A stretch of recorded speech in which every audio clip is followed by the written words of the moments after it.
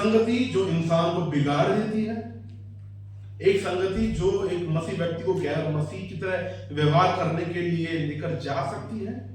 क्या उस प्रकार की संगति की बात कर रहा है? मेरे को किसी ने बड़ी अच्छी बात बोली थी और ये बात से मैं भी सहमत हूं, हो सकता है आप में से कुछ लोग सहमत ना हो, कि जब हम प्रभु में आते हैं और हमें जो अच्छे जो मित्र जो बनते हैं, मिलते हैं, अच्छे जो मित्र मिलते हैं, अच्छी जो सहेलियां जो मिलती हैं, मसीह में आने के बाद मिलती है।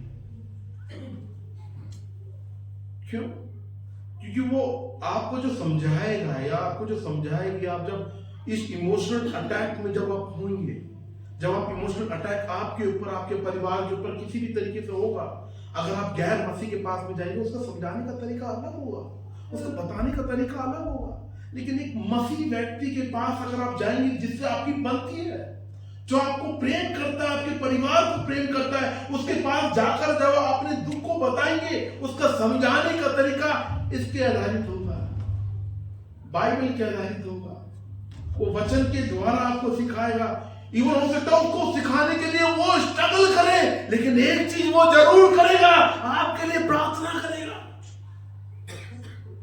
आपके पास में आएगा, संगति करेगा, आपको हो सकता है गले लगा ले, आपके कंधे पर हाथ रख दे। जब आप इमोशनल हेल्थ में, जब आपकी इमोशनल हेल्थ डाउन की तरफ लग रहा है कि जा रही है, मुझे अभी भी याद है मित्र जिनको मैं लंगोटिया यार कहता था, जिनके साथ में ज्यादा समय बिताता था रात दिन, जब मैं जेल में गया 14 दिन के लिए, मजाले कोई भी दोस्त मेरे से मिलने के लिए आया, कोई भी मिलने नहीं आया। मजाले कोई हमारे रिश्तेदार हमसे मिलने के लिए आया, मजाले कोई आया। और उस समय में अगर किसी की संगति ने मुझको ज्यादा प्रभावित किया, मुझको जो बढ़ाया, वो था कलीसिया परिवार के लोगों की संगति जो ज्यादा थी। कलीसिया के लोगों ने, उन्होंने जो मिलने के लिए आते थे, मिलकर संगति करते थे, प्रार्थना करते थे, ज्यादा कुछ नहीं बोल पाते थे, प्रार्थना करते थे। और ये बात महत्वपूर्ण है। एक मसीह परिवार को, एक मसीह जो व्यक्तिगत तौर पर कलीसिया के अंदर आ रहा है, ये बहुत महत्वपूर्ण है। ना सिर्फ वो शिक्षा प्राप्त करे, उसके लिए बहुत महत्वपूर्ण ये बहुत महत्वपूर्ण है कि वो संगति करे, मसीह लोगों की संगति करे। संगति करने के लिए वो हमेशा एक्साइटेड रहे। चाय का ब्रेक हो रहा है, लंच का ब्रेक हो रहा है, डिनर का ब्रेक हो रहा है, और बात कौन सी करी जा रही है? वचन को जो सीख रहे हैं उसकी बात नहीं हो रही है, वचन की बात नहीं हो रही है। बात किस चीज की हो रही है? किसी ने किसी को क्रिटिसाइज किया जा रहा है, किसी ने किसी की बुराई की जा रही है। अगर नहीं हो रही है, प्रभु का धन्यवाद। अगर आप नहीं कर रहे, प्रभु का धन्यवाद। रोटी ज्यादा अच्छी नहीं है, या रोटी कम दे रहे हैं, या फिर क्या कहते हैं, खाना उस अप टू द मार्क नहीं है, इट्स ओके, कोई बात नहीं। लेकिन देखिए, हम आए किस लिए? हमारा मकसद क्या है? हमारी कलीसिया का थीम क्या है? हमारी कलीसिया की इस कैंप का थीम क्या है? बताइए क्या है theme? Emotional health of the church, emotional health of the family. कलीसिया फैमिली का कलीसिया जो फैमिली है, परिवार है, उसका भावनात्मक जो क्या है, स्वास्थ्य। ये मैटर कुछ नहीं करता कि रोटी कम है या ज्यादा है, कच्ची सब्जी है, कोई मैटर नहीं करता। जमीन पे लेट रहे हैं या बेड पे लेट रहे हैं, क्योंकि हमारा फोकस क्या है भाई? हम यहाँ पर आए हैं, हम किस लिए आए हैं? हम प्रभु के वचन से सीखने के लिए आए हैं। प्रभु के वचन से सीख के हम आपस में संगति करने के लिए आए हैं, एक दूसरे के लिए उत्साहित करने के लिए आए हैं, एक दूसरे के साथ हमारा बॉन्ड बने, एक दूसरे के साथ हमारी मित्रता बने, एक दूसरे के साथ हम संगति कर एक दूसरे को उत्साहित करें, कंधे पर रखकर, गले लगकर उसके लिए प्रार्थना करें, इसलिए आए हैं। यही तो हमारा मकसद है। हो सकता है हमारे बीच में ज्यादा लोग टूटे हुए हो, इमोशनल तरीके से टूटे हुए हो, इमोशनल हेल्थ ठीक नहीं हो, हो सकता है ये जरिया हो कि आप किसी के पास जाकर अपनी उस जो भावनात्मक तौर से जो टूटे पड़े जाकर फिर किसी को बताएं उस जन को जो आपके लिए प्रार्थना कर सके, उसके साथ संगति करें। यही बोल रहे हैं यहाँ पर कि भी भाई जो कलीसिया के अंदर, जो परिवार के अंदर लोग, कलीसिया परिवार के अंदर जो लोग जुड़ रहे हैं, जो चाहे मैरिड लोग हैं, अनमैरिड लोग हैं, जवान लोग हैं, टीन हैं, बच्चे हैं, वो संगति कर रहे हैं, वो वचन को सीख रहे हैं, वो रोटी तोड़ रहे हैं। क्या तोड़ रहे हैं? रोटी तोड़ना मतलब पता है उस समय में प्रॉपर भोजन होता था। उसको बोलते थे प्रीत भोज। कौन सा भोज बोलते थे?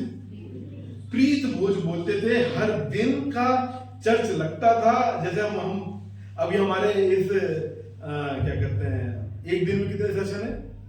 4 सेशन है। आज कल एक भी नहीं, परसों 2 है, ठीक है। लेकिन पहली शताब्दी में जब कलीसिया शुरू हुई, रोज चर्च लग रहा है। यहां पे तो खाना बना बनाया हमको मिल रहा है। उसमें क्या करते थे? सोचो, इमेजिन करें, घर का काम, बाहर का काम कर रहे हैं, घर के काम कर रहे हैं, झाड़ू पोछा बर्तन करके बच्चों को सफाया, बच्चों को सही से नहलाया धुलाया, सारा खाना वाना बनाया, और जो परिवार के लोग हैं, व्यक्तिगत तौर पे जो लोग हैं, खाना लेकर आ रहे हैं कलीसिया के अंदर, बनाकर खाना कलीसिया के अंदर लेकर आ रहे हैं, और प्रार्थना वचन की शिक्षा प्राप्त कर रहे हैं, संगति कर रहे हैं। उसके बाद क्या कर रहे हैं? और रोटी तोड़ रहे हैं। मतलब वो साथ में मिलकर बैठ के खाना कर रहे हैं, प्रभु भोज ले रहे हैं। रोज प्रभु भोज लिया जाता था, रोज प्रभु भोज लिया जाता था। और हमारे उसमें एक तरीके से देखे जाए, हमारी कब होती है जो रोटी तोड़ना? कब होता है हमारा? संडे को। तो हमारी भाई क्या कहते हैं, संडे को होता है हमारा जो हमारी वीकली जो मीटिंग होती है। चर्च मतलब चर्च परिवार की संगति मतलब संडे नहीं है। वो संडे नहीं है। काफी कुछ लोगों को लगता है संडे, भाई संडे आना इनफ नहीं, सिर्फ संडे नहीं है।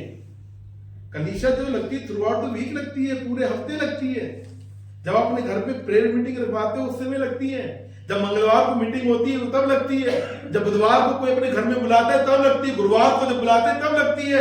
ऑनलाइन में जो हमारी जो मीटिंग होती है हमारी महीने में 2 बारी, फ्राइडे को तब लगती है। जब भाई फ्राइडे को जो अपने घर में मीटिंग रखवाते हैं तब लगती है। शनिवार को लगती है, पूरे उसमें लगती है। जो संगति हो रही है, रोटी तोड़ रहे हैं, उसके अंदर सब अच्छा अच्छा पकवान बनाते हैं। मैं आशा करता हूं कि कोई भी भाई गलत, जैसे भाई मनीष ने बोला, मेरे को तो सोचने की विवश करते हैं। कोई, मुझे लगता है कोई भी जब भी कलीसिया के लोग जाते हैं कोई भी गंदी प्लेट के अंदर तो नहीं खिलाता होगा। कोई भी ये सोच को तो नहीं खिलाता होगा, पास्टर तो सब कुछ खाते हैं, चलो भाई कीड़े वा क्या कहते हैं, ये गोभी की ये भी बना देते हैं। नहीं, सबको पता है मैं सब कुछ खाता, लेकिन इतना कुछ भी नहीं खाता मैं। तो यहाँ पे रोटी तोड़ रहे हैं। रोटी तोड़ने का मतलब है अच्छे से अच्छा परोस रहे हैं। जैसे भैया ने बताया, ने बताया, अच्छे से अच्छा परोस कर हम खिला रहे हैं। जब क्या करते हैं, ज्यादातर लोग क्या करते हैं, जब घर में प्रेयर मीटिंग होती है, रोटी तोड़ते हैं, खाना बनाते हैं अच्छे से अच्छा। क्यों? वो उनका ध्यान इसलिए खिला रहे हैं क्योंकि हम मसीह में आपस में परिवार है, हम संगति कर रहे हैं, हम शिक्षा प्राप्त कर रहे हैं। और ये बहुत महत्वपूर्ण है। पता है, जब हम रोटी तोड़ते हैं, जब वीकली में, उसमें क्या होता है, साथ में बैठ के खाना खा रहे हैं, हम बात भी करते हैं। और आपको पता है, एक उसका डॉक्टर का नाम मैं भूल गया, लेकिन एक साइकियाट्रिस्ट है, मसीह साइकियाट्रिस्ट, उसने एक बड़ी अच्छी बात बोली कि जो कलीसिया की संगति करने वाले जो लोग होते हैं, जो कलीसिया की संगति करने वाले लोग होते हैं, वो इमोशनल जो स्वास्थ्य होता है उनका अच्छा होता है। इमोशनल हेल्थ, जो संगति करने वाले होते हैं, जो कलीसिया की संगति करते हैं, जो उनका इमोशनल जो हेल्थ होता है उनका अच्छा होता है। और जब खाना खाते हैं क्या करते हैं, बात करते हैं, हम प्रभु की बातें करते हैं, एक दूसरे से बात करते हैं। और आगे क्या बोल रहे हो? प्रार्थना करने में लोलिंग का मतलब क्या है? क्यों जाना? हमारे बीच में ऐसी भी है जो दूसरी तरीके से लोनली हो जाते हैं। मतलब जैसे एक्सपीरियंस बढ़ता है तो उनका दूसरी तरीके से अच्छे में भी एक्सपीरियंस बढ़ता है और दूसरी तरीके से पूरा एक्सपीरियंस बढ़ाते हैं। कैसे? कुछ लोग होते हैं कि प्रार्थना के टाइम पर या फिर संगति के टाइम पर, वचन सुनने के टाइम पर आंख खोलकर भी सो जाते हैं कुछ लोग, इतने एक्सपर्ट हो जाते हैं। आंख खोलकर दिल्ली पहुंच जाते हैं। कुछ लोग आंख खोलकर टाइम देख भी लिया होगा, लंच करने के लिए भी चले जाएंगे कुछ लोग। और यहां प्रार्थना में हमने देख लिया, ये बहुत महत्वपूर्ण है कि एक परिवार के अंदर, जो कलीसिया परिवार के अंदर, ये बहुत महत्वपूर्ण है। क्या महत्वपूर्ण है एक कलीसिया परिवार के अंदर? संगति। कलीसिया परिवार के अंदर अगर उनको इमोशनल अपनी हेल्थ को ठीक रखना है, ये वचन की शिक्षा लेना बहुत महत्वपूर्ण है ना। पढ़ेगा इंडिया तो तभी तो बढ़ेगा इंडिया, पढ़ेगा मसीह तभी तो बढ़ेगा मसीह, है ना। नहीं पढ़ेगा तो नहीं बढ़ेगा, ठीक है। और यहां पे शिक्षा प्राप्त करना, संगति करना, मसीह संगति करना। इसका मतलब ये नहीं कि जो हमारे और जो गैर मसीह जो हमारे मित्र हैं उनके साथ संगति नहीं करना। फिर अगर हम उनके साथ संगति नहीं करेंगे तो उनको मसीह के बारे में कौन बताएगा, है ना। उनके बीच में जब हम अपना मसीह व्यवहार नहीं रखेंगे, उनको कौन बताएगा। अपना आपको अलग नहीं करना, मसीह संगति में हमें रहना है, उन लोगों के साथ में संगति करना है, पूरे फोकस के साथ में, योजना के साथ में, ताकि उनको हम सुसमाचार बता सके। पता नहीं है किसका प्रभु बेड़ा पार कर दे, किसका प्रभु उद्धार कर दे, तो हमें उनके साथ भी संगति करनी, लेकिन उनकी तरह नहीं बनना। ऐसी संगति नहीं करना कि जिसमें हमारा चरित्र खराब हो जाए, हमारा भी क्या कहते हैं, हम बुरे बन जाएं और सब बोलेंगे मसीह लोग तो ऐसे ही होते हैं। मसीह लोग कैसे होते हैं? जैसे फिल्मों में दिखाए जाते हैं। कैसे होते हैं? शराब पीने वाले, मवाली टाइप के, यहाँ पर कॉलर बांधते हैं, एकदम से अकड़ में एकदम से रहते हैं। अगर किसी ने ऐसे मार दिया तो ऐसे करके मारते हैं, है ना, गुंडे मवाली टाइप के। नहीं, मसीह जो हमारा चरित्र है, हमारा वो फिल्मों वाला है, वो पुराना वाला हो सकता है हमारा, लेकिन मसीह जो हमारा चरित्र है हमारा एकदम अलग होना चाहिए, जिसमें लोगों को पता चले कि हाँ ये व्यक्ति सुधर गया है, ये व्यक्ति बदल गया है। और जब ये चीज होती है, जब एक कलीसिया परिवार के अंदर आने वाले मसीह लोग, परिवार लोग, व्यक्तिगत तौर पर आने वाले लोग जब इस चीज पर ध्यान देते हैं, उनका पूरा असर जो होता है उनके वैवाहिक जीवन पे पड़ता है, उनके पारिवारिक जीवन पे पड़ता है, उनके बच्चों के ऊपर पड़ता है, उनके एज ए पेरेंट्स के ऊपर पड़ता है। क्योंकि उनको पता चल जाता है, क्योंकि वचन की शिक्षा प्राप्त करेंगे, उनको क्या पता चलेगा? उनको एक पता चल जाएगा कि क्योंकि मुझे, एक पत्नी को यह पता चल जाएगा कि मुझे अपनी पति का क्या करना है? आदर करना है, सबके सामने भी और पीठ पीछे भी। ये नहीं कि फोन करके बता रहे हैं इसने तो मुझे नया सूट नहीं दिलाया, दिवाली पे वो ऑफर चल रहा था, मुझे सूट ही नहीं दिलाया मेरे पति ने। मेरा पति तो ऐसे ही, तेरे पति ने दिलाया नहीं दिलाया।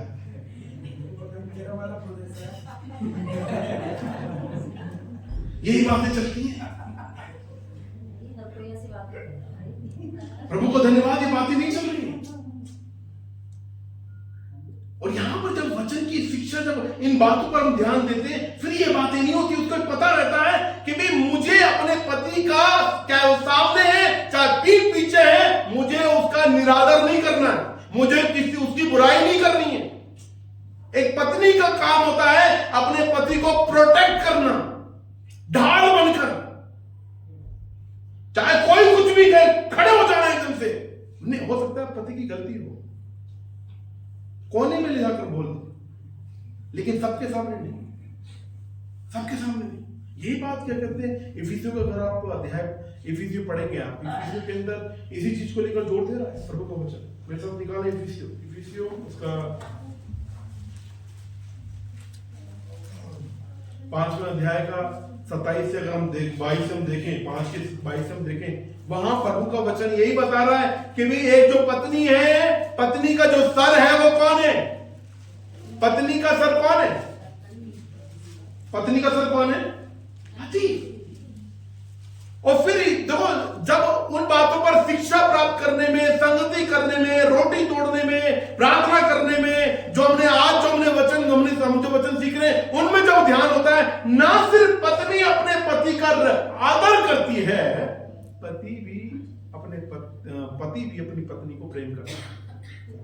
तो इसको पढ़ेंगे, ऐसा प्रेम जैसा मसीह ने कलीसिया से प्रेम किया। अगर इसको पढ़ेंगे, ये जो है पति पत्नी एक उदाहरण के तौर पर यहाँ पर पौलुस बता रहा है। जो मुख्य जो तस्वीर है यहाँ पर, या ये जो तस्वीर है, ये तस्वीर है कलीसिया की। ये तस्वीर कलीसिया की है कि यहाँ पर जो दुल्हा है वो कौन है? यीशु मसीह। दुल्हन कौन है? कलीसिया का सर कौन है? समझ रहे हैं आप? तो यहां पर ये बताया उस कलीसिया को, दुल्हन को बचाने के लिए यीशु मसीह ने अपने आप को क्या कर दिया? बलिदान कर दिया। तो इस बात को जब इसको ध्यान से जब हम कलीसिया की जो भी एक्टिविटीज है, मसीह जो एक्टिविटीज है, उनको हम गंभीरता से अपने जीवन में लागू करते हैं, जब प्रार्थना को, वचन को, सुसमाचार को, पाप को, पवित्रता को अपने जीवन में गंभीरता से जब हम लेते हैं, तो एक शादीशुदा जो एक जोड़ा है वो निखरता रहता है। वो निखरता रहता है। एक दूसरे का रेस्पेक्ट करेगा, एक दूसरे को प्रेम करेगा, एक दूसरे के ढाल की तरह वो रहेगा। और हमारे इसके अंदर ना सिर्फ मैंने मेजोरिटी जो मेल जो है वो पत्नी को ऑब्जेक्ट के रूप में समझते हैं, वस्तु के तौर पर इस प्रकार से रहता है। लेकिन आजकल चरण बदल रहा है। पत्नियां भी अपने पति को एक ऑब्जेक्ट की तरह सोचती है। ये मतलब ऑब्जेक्ट नहीं है। पति या पत्नी कोई ऑब्जेक्ट नहीं, कोई वस्तु नहीं है। पति और पत्नी दोनों एक इंसान है जिनको प्रभु ने बनाया है एक दूसरे के साथ जुड़ने के लिए, और उनको इसलिए जोड़ा है ताकि वो एक दूसरे को क्या करें? रेस्पेक्ट करें, एक दूसरे को प्रेम करें, एक दूसरे को ढाल की तरह प्रोटेक्ट करें। गलती हो सकती है, लेकिन आप अलग ले जाकर उनसे बात करें, है ना? ऐसे पति पत्नी नहीं बनना है जो क्या करते हैं भाई, बाल पकड़ के लड़ाई करने वाले हैं या शब्दों से मारने वाले हैं। एक जो चुटकुला जो मैं सुनाता हूं, मैं दोबारा सुनाऊंगा, क्योंकि ये अक्सर परिवारों के अंदर ये क्या कहते हैं, ये होता है। तो जैसे भाई मनीष ने बताया, खाने का अलग अलग उदाहरण दिया, है ना, बड़ा अच्छा डेफिनेशन दिया, सोचने पे विमर्श किया। तो एक पत्नी ने खाने में ज्यादा नमक डाल दिया। क्या डाल दिया? पत्नी ने खाने में क्या डाल दिया? ज्यादा नमक डाल दिया। और पति उसमें क्या हो गया? चिढ़ गया। और उसमें वो जो छोटी सी बात इतनी बड़ी हो गई, पति ने ना आव देखा ना ताव देखा, उसने एक कान के नीचे दिया और देखा सीधा बाहर, सीधा निकल गया बाहर गुस्से में। और पत्नी एकदम छप गई, 5 उंगली छप गई उसके गाल पर। अब पति बाहर तो निकल गया, लेकिन बाहर जाके आधे घंटे बाद उसको जब गुस्सा जब ठंडा हुआ, उसने बोला, अरे तो मैंने गलत किया, है ना, अब मैं घर में कैसे जाऊं? उसने बोला चलो ठीक है, मैं एक गुलदस्ता लेकर चलता हूँ। वो बाहर गया, गुलदस्ता लिया, एक चॉकलेट ली उसने बढ़िया से, इसको पता थी ये कैडबरीज की चॉकलेट उसको पसंद है, कैडबरीज की चॉकलेट ली, एक गुलदस्ता लिया और लेकर वो घर में गया। और पत्नी तो बैठी थी गुस्से में, तो उसने बोला, प्रियतम आपको पता है मारा उसी को जाता है जिसको प्रेम करते हैं। और पत्नी ने ना आप देखा ना ताप देखा, वो भी लोहे का डंडा लेकर बैठी हुई थी, और उसने धैर्य धराधन उसकी पिटाई करनी शुरू कर दी। ये पैर में, ये हाथ में, ये पीठ में, ऐसे मार मार के फिर बाद में बोलती है, तुम क्या सोचते हो तुमको प्यार नहीं करती? कई घरों के अंदर, पता है, कई घरों के अंदर पति पत्नी के बीच में हाथापाई वाली लड़ाई होती है। कई मसीह परिवार की बता रहा हूं, कई मसीह परिवारों में जुबान वाली लड़ाई होती है। और कई बार जो है ना, जब हम माफी की बात करते हैं कि भी लेट्स कन्फेस आवर, अपने पापों को पश्चाताप करें, उस व्यक्ति के बारे में हम उसको व्यक्ति को माफ करें जिसको अभी तक हम माफ नहीं करा है। और वो व्यक्ति कोई और नहीं हो सकता है कई बार पत्नी ही हो, कई बार पति ही हो सकता है कई बार बच्चे ही हो, कई बार ऐसे पेरेंट्स हो। लेकिन इसलिए ये बहुत महत्वपूर्ण हो जाता है कि जो हमने अभी देखा, जब पहली कलीसिया की शुरुआत हो रही है, पहली कलीसिया की शुरुआत में जो मसीह लोग हैं वो किस पे ध्यान दे रहे हैं? शिक्षा पे ध्यान दे रहे हैं, वो शिक्षा प्राप्त करने पर ध्यान दे रहे हैं, वो संगति में ध्यान दे रहे हैं। वो रोटी तोड़ने पे ध्यान दे रहे हैं, वो प्रार्थना करने पे ध्यान दे रहे हैं, क्योंकि जब इन चीजों पर ध्यान देते हैं फिर क्या होगा, एक जो मसीह परिवार है वो खिल के बाहर निकलता है, प्रभु में बढ़ता है। तो सोचो हमको अपना बनाने के लिए, जैसे हमने वचन के अंदर देखा, हमको अपना बनाने के लिए, अपना परिवार बनाने के लिए, अपना कलीसिया परिवार बनाने के लिए यीशु ने अपने आप को बलिदान कर दिया। सोचो हमारे लिए अपने आप को दे दिया ताकि उसकी दुल्हन बचाई जाए, और उसकी दुल्हन कौन है? हम बचाए जाए, और दुल्हन के अंदर वो आशा रहे, इसलिए वो मुर्दों में से तीसरे दिन जी उठा। बोलो हालेलुया। वो जी उठा ताकि एक कलीसिया के अंदर, एक कलीसिया परिवार के अंदर ये उसके पास आशा रहे कि उसको कोई लेने के लिए आने वाला है, और हमें क्या रहना है? तैयार रहना है। और तैयारी के अंदर में क्या करना है? जो हम अभी देख रहे हैं, प्रार्थना में लगे रहना है, वचन को हमें गंभीरता से लेना है। हमें क्या करना है? हमें सुसमाचार आधारित जीवन जीना है, हमें पाप से दूर रहना है, पवित्रता भरा जीवन जीना है, और अपने कलीसिया परिवार की, एक कलीसिया परिवार की संगति को गंभीरता से लेना है, जिसमें शिक्षा प्राप्त करें, संगति करें, जिसमें हम वचन को पढ़ें और रोटी तोड़ें।